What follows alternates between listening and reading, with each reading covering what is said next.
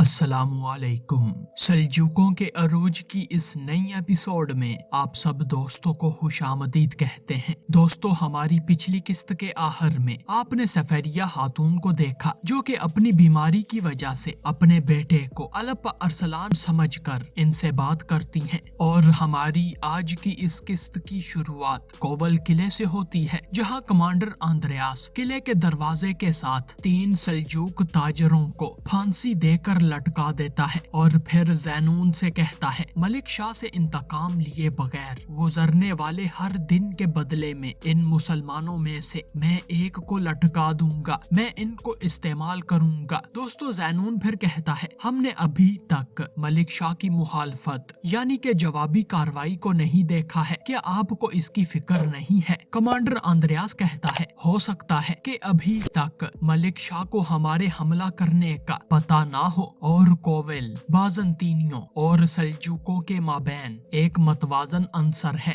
Andreas Xenon کو تھپکی دیتا ہے اور کہتا ہے وہ یہاں آنے کی جرات نہیں کرے گا۔ زینون کمانڈر یہ سن کر مسکراتا ہے اور کمانڈر آندریاس آرام کرنے کے لیے اپنے محل کی طرف چل دیتا ہے، لیکن دوستو اسی دوران قلعے کا دروازہ 3 مرتبہ کھٹکتا ہے اور بازنطینی پہرے دار کوول قلعے کا دروازہ کھولتے ہیں، اور دوستو 2 بازنطینی سپاہی اس دوران قلعے میں داخل ہوتے ہیں اور فوراً صندوق پکڑے کمانڈر آندریاس کے پاس آتے ہیں۔ آندریاس حیرانگی سے اپنے فوجیوں سے کہتا ہے ان صندوقوں میں کیا ہے؟ سپاہی کہتا ہے جناب یہ سلطان ملک شاہ نے بھیجے ہیں۔ پھر دوستو زینون صندوقوں کو ایک ایک کر کے باری باری کھولتا ہے، اور دوستو دونوں صندوقوں میں بازنطینی سپاہیوں کے سر موجود ہوتے ہیں، اور انہیں دیکھ کر کمانڈر زینون ایک چیخ مارتا ہے اور کمانڈر آندریاس سے کہتا ہے یہ ہمارے پکڑے گئے فوجیوں کے سر ہیں۔ آندریاس پھر حیرانگی سے کہتا ہے یہ اعلان جنگ ہے زینون، اعلان جنگ۔ ملک شاہ جان گیا ہے کہ حملہ ہم نے ہی کیا تھا، وہ ضرور کوول قلعے آئے گا۔ پھر دوستو کمانڈر آندریاس چلاتا ہوا کہتا ہے ہر کوئی تیار ہو جائے۔ دوستو اپنے کمانڈر کی بات سن کر سارے سپاہی آندریاس کے پاس آتے ہیں، اور کمانڈر آندریاس کہتا ہے دیواروں پر گرم تیل کے جوش دان رکھ دیے جائیں، قلعے کے سامنے ایک خندق کھودی جائے، اور ہر ایک مجھے دفاعی تشکیل میں نظر آئے۔ ملک شاہ قلعے آ رہا ہے۔ دوستو ملک شاہ کے متعلق سن کر سارے قلعے میں کوہرام مچ جاتا ہے، اور سارے سپاہی صدائیں لگانا شروع کر دیتے ہیں دفاعی تشکیل دو۔ اتنے میں صحن میں موجود سپاہی نیزے اٹھا کر جنگ کی تیاری کرنا شروع کر دیتے ہیں، جبکہ کچھ سپاہی گرم تیل قلعے کی دیواروں پر چڑھانا شروع کر دیتے ہیں، جبکہ کمانڈر آندریاس کہتا ہے میں شہنشاہ کے بھتیجے تھیوڈر کا انتقام نہیں لے سکا، اور اگر میں نے ملک شاہ کو قلعے میں داخل ہونے دے دیا تو شہنشاہ میرا سر قلم کر دے گا۔ زینون کہتا ہے اب آپ کے پاس کوئی منصوبہ ہے جناب؟ آندریاس کہتا ہے ہاں میرے پاس منصوبہ ہے، ہمیں انہیں وادی میں روکنا ہوگا، کسی بھی قیمت پر ملک شاہ کو کوول آنے سے ہمیں روکنا ہوگا۔ شاید اب وقت آ گیا ہے کہ ملک شاہ کے ساتھ مہلک جنگ میں شریک ہوا جائے۔ دوستو زینون اپنا سر خم کرتا ہے، جبکہ پھر اگلی صبح سلجوق محل میں سلطان ملک شاہ دکھائے جاتے ہیں، جنہیں سلجوق فوجی ایک زرہ پہناتے ہیں۔ پھر ایک سپاہی اپنے سلطان کی بازوؤں پر حفاظتی زرہ باندھتے ہیں، اور پھر تیرکن خاتون اپنے سلطان کو بیلٹ باندھتی ہیں، اور پھر سلطان ملک شاہ اپنے بابا کی انگوٹھی پہنتے ہیں، اور حاجب کامچ اپنے سلطان ملک شاہ کو ان کے بابا الپ ارسلان مرحوم کی تلوار پیش کرتے ہیں، جبکہ سلطان ملک شاہ اپنے بابا کی تلوار کو چومتے ہیں، اور پھر اسے میان سے باہر نکال کر اپنی قسم کو یاد کرتے ہیں میں ملک شاہ سلجوق غازی کی آل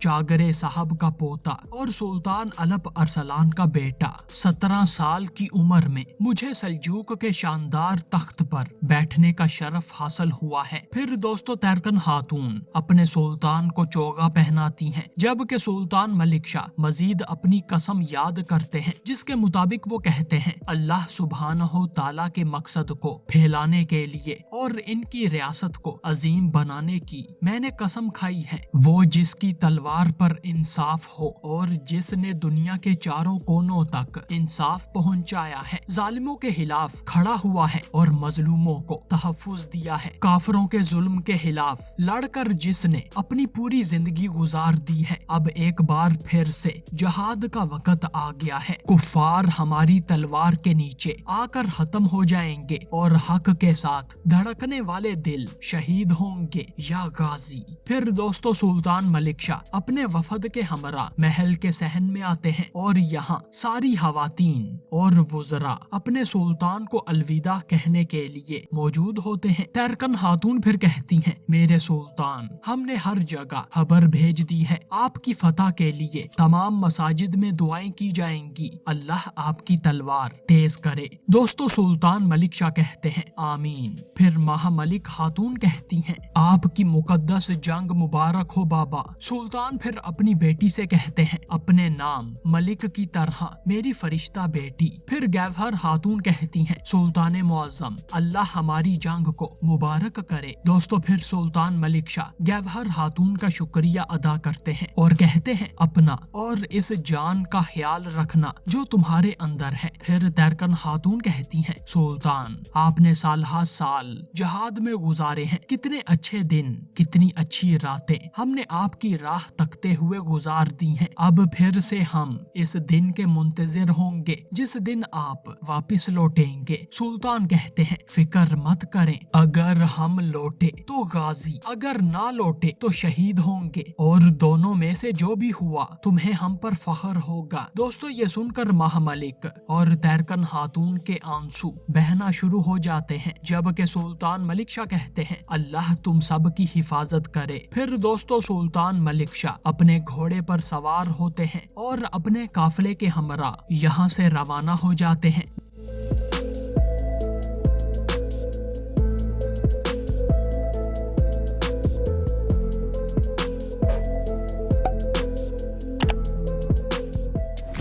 जबकि फिर दोस्तों दूसरी जानब मारकूस और इसके जंगजू दिखाए जाते हैं, जो कि जंगल में मौजूद किसी का इंतजार कर रहे होते हैं। इस दौरान घोड़े की आवाजें सुनाई देती हैं और सारे मारकूस के वहशी जंगजू कमाने सामने की तरफ कर लेते हैं। और दोस्तों सामने बातनी दाइये आला हसन सब्बाह अपने 4 फिदाइयों के हमरा यहाँ पर पहुँचता है, लेकिन दोस्तों बातनी दाइये आला हसन सब्बाह के चेहरे पर इस वक्त लोहे का मास्क मौजूद होता है, जबकि मारकूस भी दाइये आला को इस तरह से देखकर परेशान होता है। इधर हसन सब्बाह कहता है, रूम के मारकूस, मैं यहाँ सलाम और दोस्ती के साथ हाजिर हुआ हूँ। फिर मारकूस कहता है, तुम सैयदुना कैसे हो सकते हो, तुम्हारे चेहरे पर ये अजीबो गरीब मास्क क्या है, क्या तुम्हें कोढ़ की बीमारी लाहक है या कुछ और। हसन सब्बाह कहता है, मैं अपना चेहरा इतनी आसानी से नहीं दिखाता, जब हमारा इत्तेहाद कायम और पुख्ता होगा तब ही तुम मेरा चेहरा देख सकोगे। फिर मारकूस कहता है, सल्जूकों के खिलाफ जिस शख्स के साथ मैं तामुन करूंगा, मैं इसका चेहरा देखना चाहता हूँ, वरना तुम सैयदुना नहीं हो, जिसका मतलब तुम मौत के हकदार हो। दोस्तों हसन सब्बाह ये सुनकर अपने फिदाइयों से कहता है, फिदाइयों तुम मेरे लिए क्या कर सकते हो। दोस्तों फिर हसन सब्बाह के पीछे खड़े हुए चारों फिदाई कहते हैं, हमारी जाने आपके लिए कुर्बान सैयदुना। फिर दोस्तों चारों फिदाई अपने हंजर निकाल कर एक एक करके अपनी ही शाहरग काटते जाते हैं। और दोस्तों ये देखकर मारकूस और इसके सारे जंगजू चौंक जाते हैं, जबकि हसन सब्बाह कहता है, कौन अपने सरदार के अलावा किसी और के हुक्म पर अपनी जान दे सकता है। मेरे चारों फिदाई अब अजीम इमाम के साथ हैं, अब मैं तुम्हारे सामने तन्हा खड़ा हूँ। अगर तुम्हें अभी भी नहीं यकीन कि मैं सैयदुना हूँ तो आओ मुझे मार दो। दोस्तों ये सुनकर मारकूस अपने जंगजुओं को इशारा करता है ताकि वो हथियार नीचे करें। फिर मारकूस हसन सब्बाह से कहता है, तुम चाहे सैयदुना नहीं भी हो, मगर अपने आदमियों की ऐसी परवरिश करने पर जो एक फरमान पर अपनी जान ले लें, मैं तुम्हारे साथ काम करने को तैयार हूँ। ठीक है, मैंने तुम पर यकीन कर लिया है कि तुम सैयदुना ही हो, हम हमारे ताउन के बारे में पहले बात कर चुके हैं, लेकिन अब हम हलफ लेकर इसे शुरू भी कर सकते हैं। हसन कहता है, सल्जूक हंगामों में घिरे हैं और बूढ़ा भेड़िया बिस्तरे मर्ग पर पड़ा है और इनके जंगजुओं में से बेहतरीन जंगजू रियासत के साथ इख्तिलाफात में हैं। हम इन्हें अंदर से मार कर इनकी तजारत को खत्म कर रहे हैं और तुम जब तक इनकी सरजमीनों को खून की होली में ना बदल दो तब तक तुम खून बहाओगे। दोस्तों, मार्कोस मुस्कुराता है और कहता है, आपने मेरी भूख मिटा दी है सैयदुना। अब सल्जूक गिर जाएंगे और हम जमीन को पहले ही अपने दरमियान तकसीम कर सकते हैं। अनातोलिया और यरूशलेम हमारे होंगे और मशरिक में सल्जूक सरजमीनें आपकी होंगी। दोस्तों, हसन साबाह फिर कहता है, अल कुदस यानी कि यरूशलेम